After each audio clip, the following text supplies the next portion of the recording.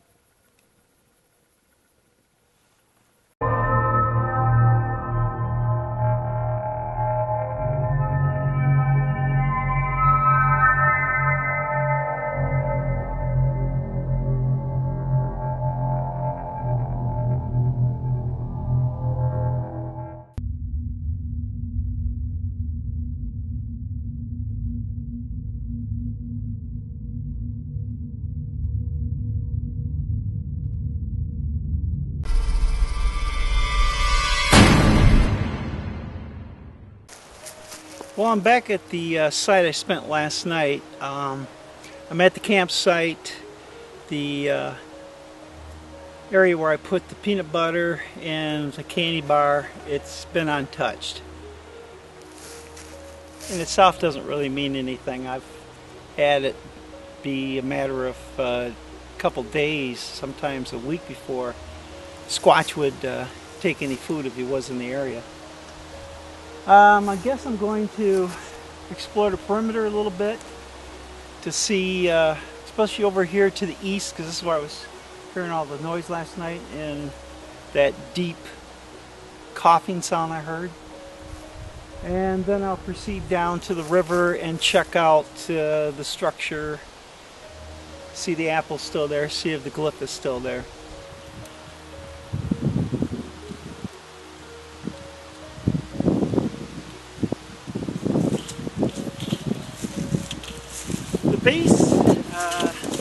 The base is a little roughly, see, about 10.5 feet.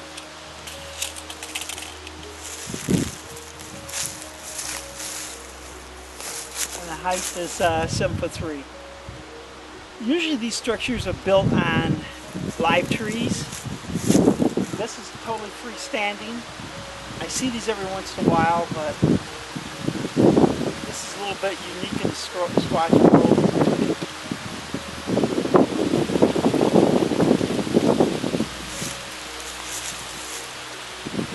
I'm going to look around a little bit, see if I can find any more stuff in this area to help support the existence of this. I'm at the other sighting, which is west about 2 miles from the teepee structure I found near the Pine River. So what I wanted to do was go to the second site and walk easterly through the forest to see if I can find any signs of Squatch. I'm about 3/10 of a mile in from my initial location, and I've seen some things here and there to indicate there is Squatch in here, but I just found here on this ravine what we call a pointer. They'll take logs, old branches, and they'll jam it into a tree, and then they will usually pile branches around it up against a tree, put branches over top of it, twist and whatever, and that's an indication that it's not natural, that I would assume a Squatch walking by would see a bunch of sticks piled around a tree and they know that that was deliberate, that it wasn't natural. So it's heading in a kind of a northeasterly direction, and that's the same direction as the teepee, so I'll follow it for a little bit, but let me videotape this. So here you have it. This is a rotted branch that was jammed in between the two trees. Now, you'll pile stuff like this, the debris around it, and if you look, this branch was brought in and laid, and you can see there's the signature twist that they always do when they break something. And it's pointing off in the northeasterly direction. Actually, I think I see some more stuff up ahead. So this is very promising.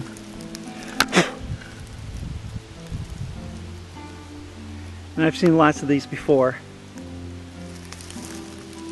especially in Oscoda County.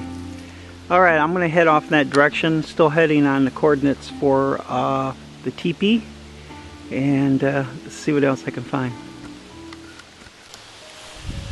Alright, I found something pretty fascinating over here. I found this, something similar to this in July over in Oscoda County.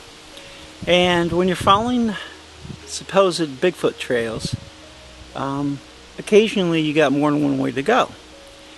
And what they have done is sometimes they'll put up these little blocks. Sometimes they're elaborate, sometimes they're very simple.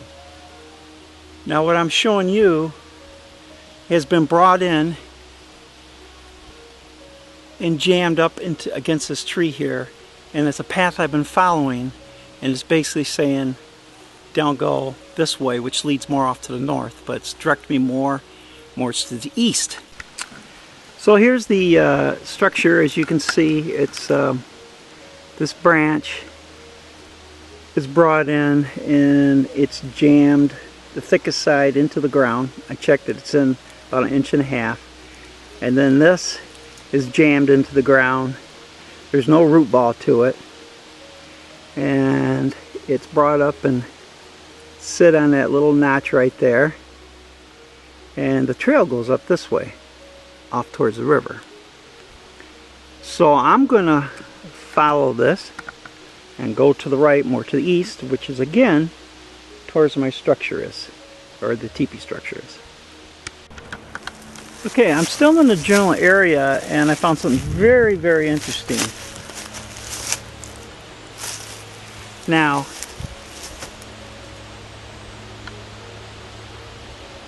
these are, actually there's 3 different trees here. This tree here was brought in. There's no root ball, it's just laying there. It's laid on top of this branch. And then this other one, again, this is the heaviest end here.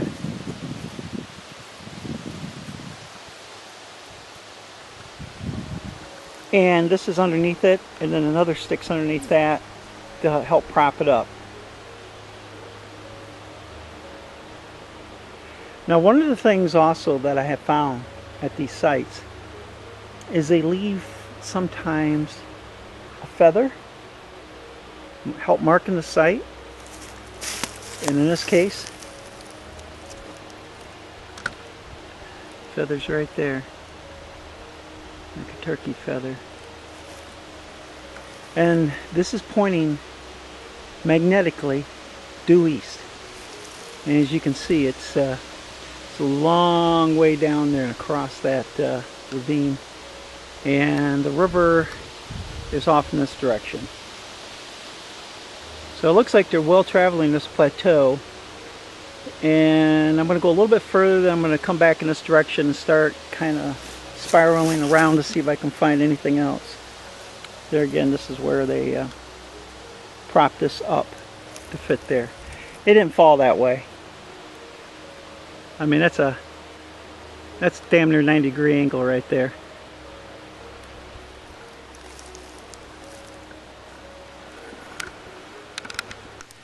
I'm back at the first pointer, and I wanted to show you that, I don't know if you can see this, but the